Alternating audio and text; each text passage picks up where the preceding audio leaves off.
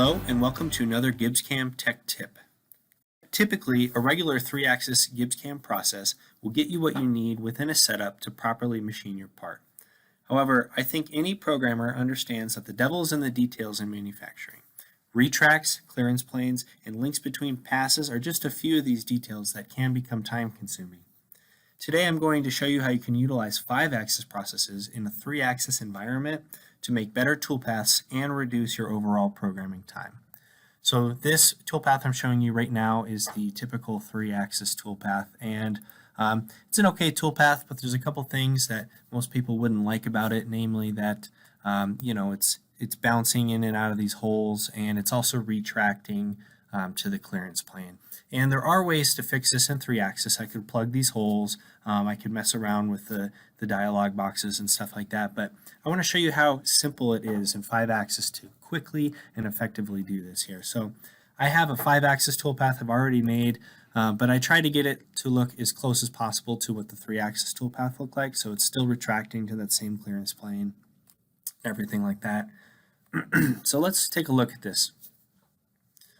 First thing I want to point out on the Surface Paths tab is really how many different types of processes we have that are not available in 3-axis. So you have a lot more flexibility, a lot more things to try if something's not working in 3-axis. Over on the tool axis control, this is the most important thing. I want to set the output format to 3-axis. So no matter what machine I'm using, even if it's only a 3-axis capable machine, if I put this to 3-axis, the output of my toolpath and what the post-process code puts out will be in a 3-axis format that any machine, any mill should be able to read. Over here, we have some gouge check things. I'm not going to dwell too much on this, but I can select fixturing and have it automatically avoid fixturing, tell it what to do when it encounters fixturing.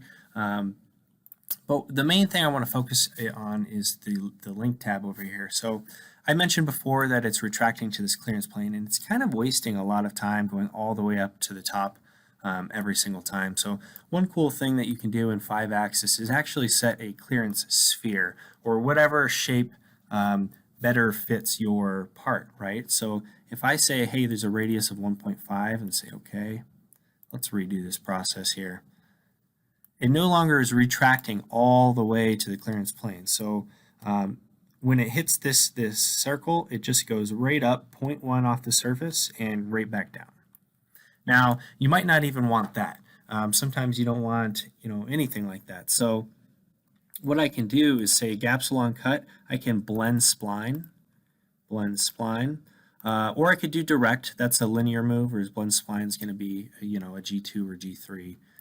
But let's take a look at how that looks. So now it's completely ignoring all of these holes, and that would have taken some time in a 3-axis environment to plug those holes and make another model and all that kind of thing. We have a lot of flexibility on Leadin Leadout. You can see all the options that we have here. Maybe I'm trying to avoid fixturing. Maybe I want to get tangential entry so that the finish looks nice. There's many more options in 5-axis that 3-axis just doesn't have. One more thing, links between slices. That's every pass, it goes around. A lot of people don't like direct movements like this. It can give a bad finish, and also it can be hard on your tool and machine.